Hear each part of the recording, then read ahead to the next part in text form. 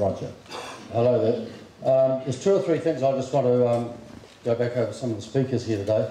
First, in regard to Rory, one of the other options which we haven't really discussed, I don't think, here, is that rather than have someone up there on the skid site trying to separate logs from different forests, because obviously they have to come off the one setting in many cases, the other option may be that we put quantity surveyors into the forest. You have a one-off cost, it wouldn't be cheap, but they'd assess what proportion of the logs on a particular setting came from one forest partnership and what proportion from the other, and then you would just go ahead and harvest. You'd have that. So there are other options that will be considered.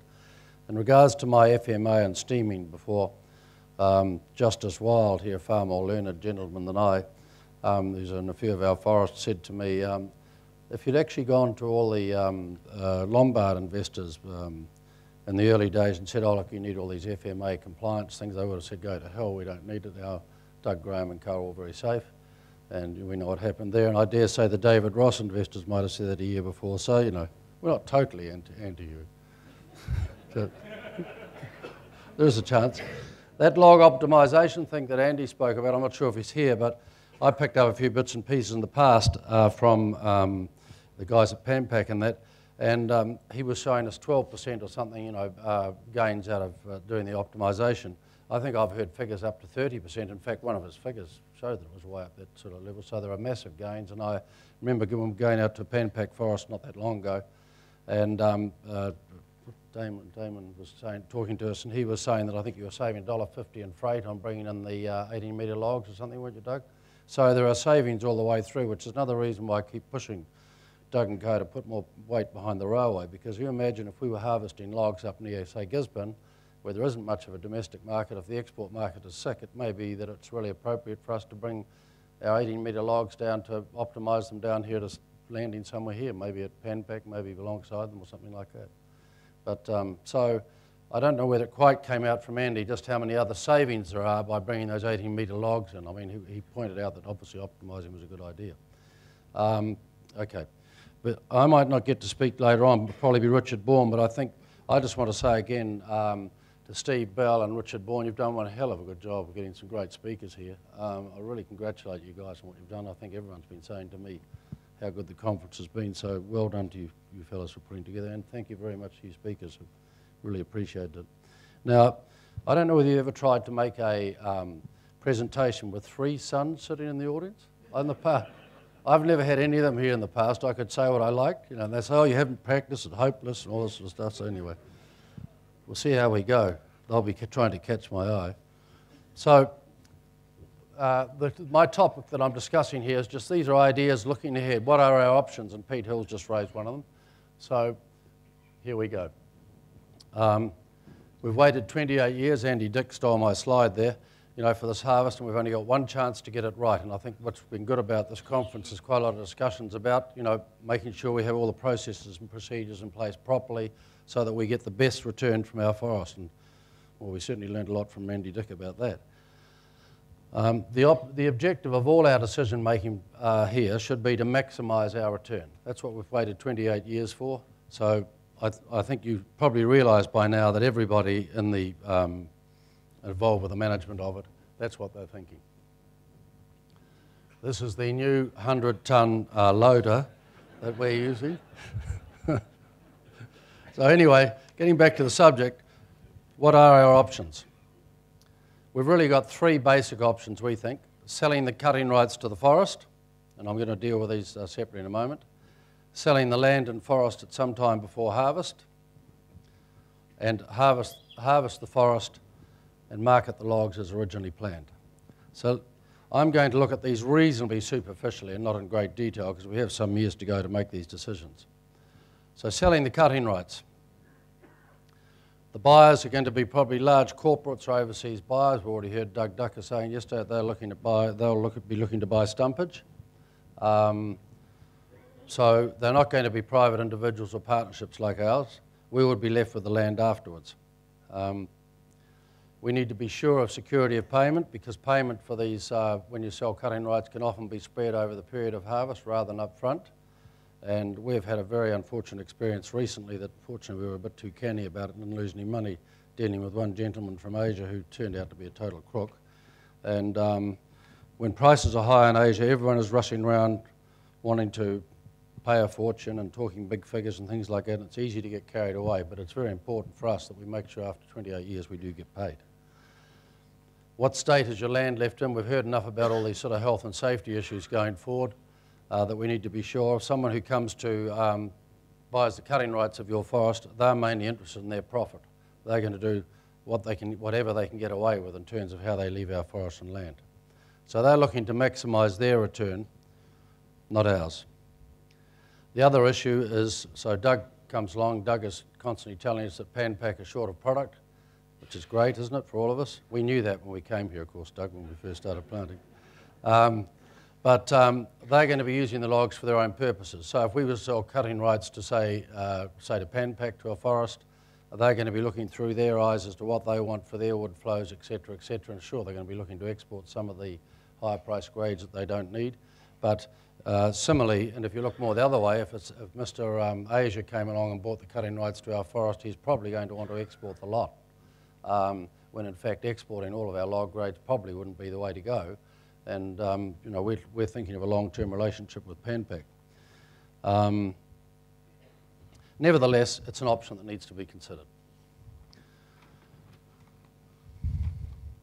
Selling the forest and land before harvest. We know a bit about this because we've bought 5 forests for overseas people. Usually they're international investors.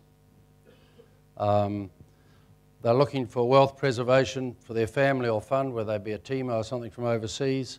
They're looking for intergenerational investment. The 5 forests that we've bought for Italian and wealthy Italian and German and Austrian families are buying them basically to add to their portfolio of investments around the world for intergenerational family investment. As I said, we've purchased 5 of them.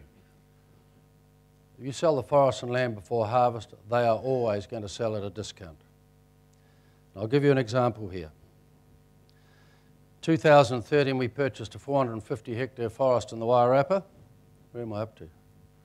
This is what my son's told me, see that I'm hopeless on this. And we paid for this forest $17,500 a hectare for the land and the trees. This was a highly competitive tender program. There was 8 or 9 tenderers. It was when the prices were high for export. All the Chinese were in there along with ourselves. Ours was an overseas buyer. We won the tender, so we obviously paid top dollar. We began harvesting 6 months later. The purchaser is now receiving and the prices have dropped. The purchaser is now receiving $21,450 a hectare at today's prices, and he still owns the land.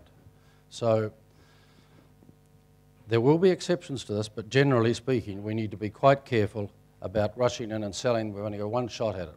So what are the advantages? Well, one of the advantages, of course, is you know precisely what you're getting, because you know they have to pay you to get the title to the forest and land.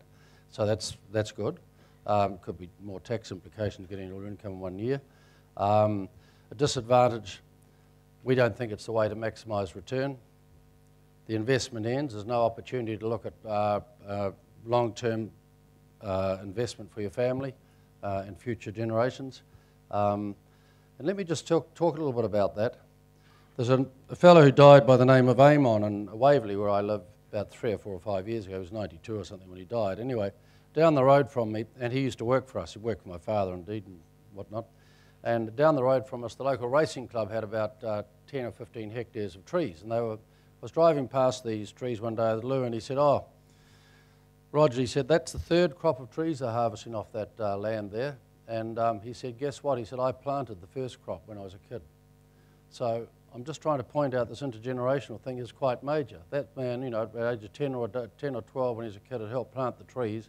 He was still alive driving past me, and they were harvesting their 3rd cycle of trees from that land. The other issue is OIO. Of course, now OIO is very political, as we all know. Who the hell knows where Overseas Investment Office consents are going to be after this election, or indeed after the next election. They can create uncertainty in terms of selling your forests and land, and delays, of course. There's delay, the minimum delay is probably 6 months, and no problem to get up to a year's delay sometimes. Anyway, selling the forests and land, you'll be pleased to see the bit I've written at the bottom here, Pete, should of course be considered pre-harvest. Harvesting your forest. this is what we'd planned on when the project began. You receive 100% of the forest income net of costs. The income is spread over the harvest period, which, as we've heard over the last 2 days, could be about maybe 3 years. So you're going to have some tax benefits coming with that.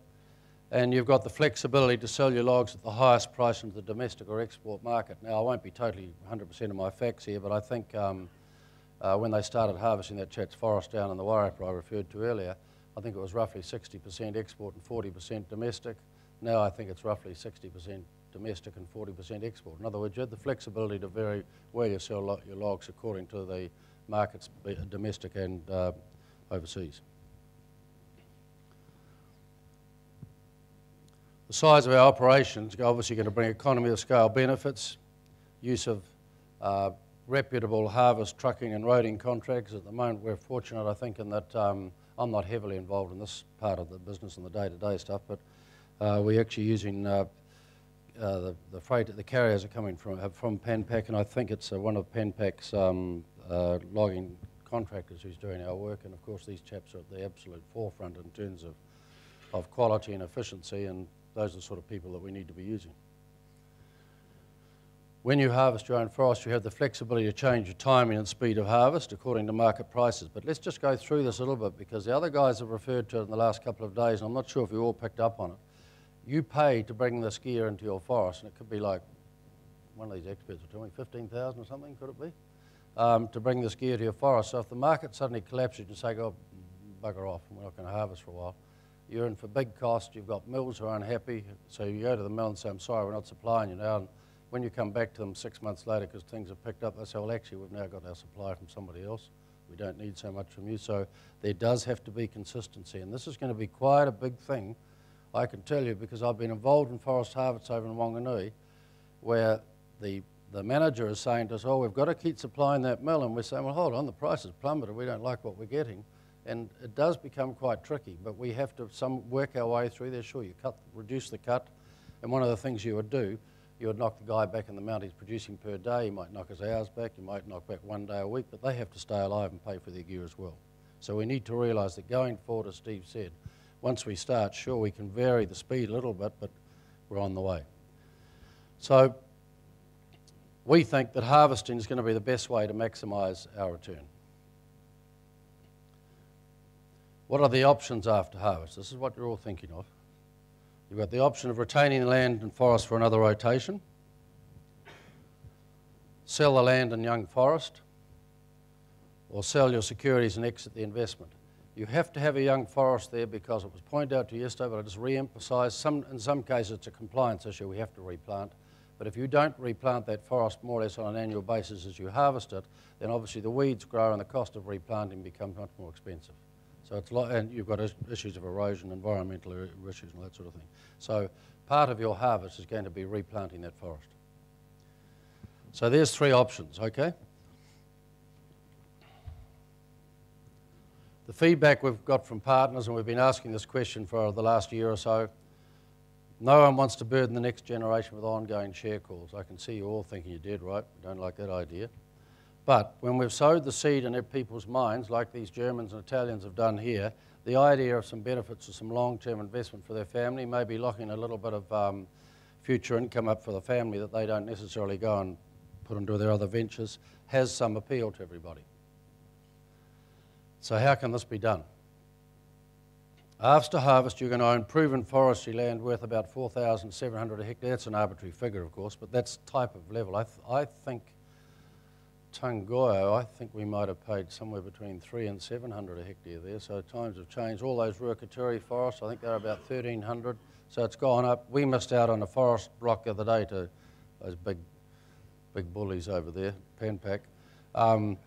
We missed out on a block, and I think that was well over 5,000 a plantable hectare. So, you know, it's probably reasonable to say that that land, in terms of going to plant on it again, per plantable hectare, forget about the rubbish and that, we're not planting, is worth about 4,700 a hectare to buy. The newly planted forest is worth about 1,300 a hectare after you've released it, somewhat more expensive than if you'd planted on a pasture base, because obviously you've got to spray it by helicopter and things like that. And as well as that, you've spent about $3,500 a hectare on your roading in that forest. You know, that's already costed into your harvest planning. So you've got a total value of around about 9,500. What is the market value? How long is a piece of string, really? It depends on the market, who's keen, what's happening. We've been trying to sell some cut-over forests in Wanganui for some years now. I think the figure I was told by Jeff before was correct. We're going to be getting around about, possibly, we've got a conditional agreement for about 3,000 odd a hectare, or something like that, I think. That's the land and trees. And some of those trees, I think, are 6 years old, or they're getting quite old, aren't they? So, I don't know, you might get 3, you might get 5. Probably around here you're going to get more than 3,000 hectare for a newly planted forest, but you certainly won't get the value that you would go if you were to go and buy one. So here's a plan. Pre-fund the next rotation up front by retaining some money from harvest. No share calls for the life cycle of the forest. We have successfully funded Granity and Woodley forests of 300 hectares each with this method. Now what happened with Granity and Woodley, they paid around about $7,000 per hectare up front. They mainly won, I think there's some Woodley person here. The Woodley and Granity people paid, they bought 1 or 2 or 3 hectare lots. In fact, we noticed they turn up to the meetings for free lunches a lot. Some of them cut out their whole investment in lunches actually over the last 20 years. But anyway, those forests are now chugging their way through. They've got 6 or 8 years to go. They've been a bit helped by carbon, but basically they've worked perfectly. No one's ever had to pay a share call, and we think that this method can work. We know this method can work. So we reckon it would require around about 3,400 a hectare to fund the next rotation, which is probably going to be around about 8 to 12% of your harvest receipts. That 3,400 a hectare does not include pruning. Now, if you remember we came into pruning and all the stuff we went through, they were saying you need about $50 margin between saw logs, framing grade logs, and pruned logs to justify the expense of pruning. I asked them figures. They're telling me that, well, just recently, prunes around about $143, and A grade, in other words, the unpruned with the small branch size, is about $100. So there's a 43 margin, but I understand that margin's been down as low as $15 or $20 and rarely been over $50 for quite some years. I know the Pan Pac want prune logs. They'll be horrified to hear the statement, but the reality is that would keep some cost out of us going forward. So when you don't prune your forest, you carry more stems through to harvest. So rather than harvesting maybe 320 stems a hectare, you're going to be harvesting something like 400 stems. So you'll have slightly smaller stems, more wood in total per hectare, and obviously less high-value logs. The IRR, when you do an IRR thing, we've had some overseas people invest in new forestry here recently, and the IRR is Olsen's, the forest consultant's version of how it would all work out on using the last 12 quarter prices and present-day figures. The IRR for unpruned forest is now higher than it was for pruned, whereas when you started, it was higher for pruned forest. The idea would be very similar to what we've done with Granity and Woodley. Your funds would be held in long-term bank deposits. The allowance would account for some inflation and costs on an annual basis, I don't know, 2 or 2.5%, and an annual interest rate of, I don't think it's about 3.5% or something like that. If at the end of the period you ran short of money, your costs are running at about $100, $120 per hectare. If you got to the last 3 or 4 years and you wanted to go, you would probably go to the bank and just borrow those funds the last 3 or 4 years to take you through to harvest. It would only be $400 or $500 a hectare, so it wouldn't be massive. Where does this fit in for those who want to sell? Well, hold on, I'm going a bit too fast here. So no share calls throughout the rotation. No, I'm not stopping.